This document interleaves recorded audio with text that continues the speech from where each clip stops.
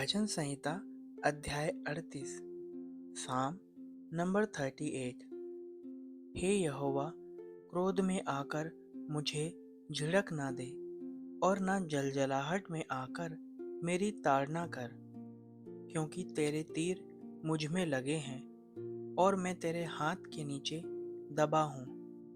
तेरे क्रोध के कारण मेरे शरीर में कुछ भी आरोग्यता नहीं और मेरे पाप के कारण मेरी हड्डियों में कुछ भी चैन नहीं, क्योंकि मेरे अधर्म के कामों में मेरा सिर डूब गया और वे भारी बोझ के समान मेरे सहने से बाहर हो गए हैं।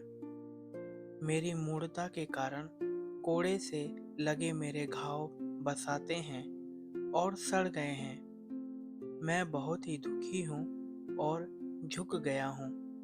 दिन भर मैं शोक का पहरावा पहने हुए चलता फिरता हूँ, क्योंकि मेरी कमर में जलन है और मेरे शरीर में आरोग्यता नहीं। मैं निर्बल और बहुत ही चूर हो गया हूँ। मैं अपने मन की घबराहट से कराहता हूँ। हे प्रभु, मेरी सारी अभिलाषा तेरे सम्मुख है और मेरा कराहना तुझसे छिपा नहीं।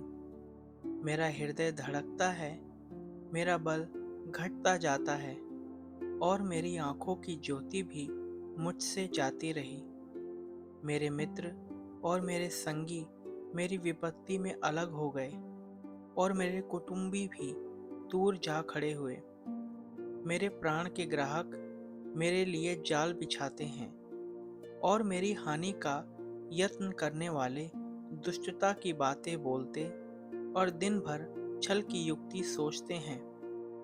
परंतु मैं बहरे के समान सुनता ही नहीं और मैं गूंगे के समान मुंह नहीं खोलता, वरन मैं ऐसे मनुष्य के तुल्य हूँ जो कुछ नहीं सुनता और जिसके मुंह से विवाद की कोई बात नहीं निकलती।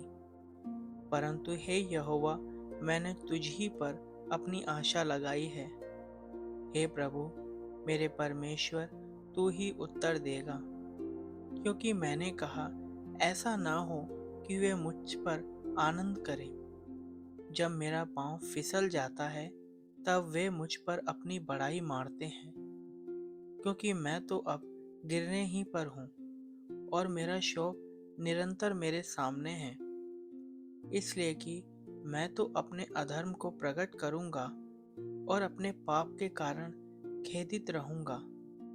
परंतु मेरे शत्रु फुर्तीले और सामर्थी हैं और मेरे बैरी बहुत हो गए हैं। जो भलाई के बदले में बुराई करते हैं, वे भी भलाई के पीछे चलने के कारण मेरा विरोध करते हैं।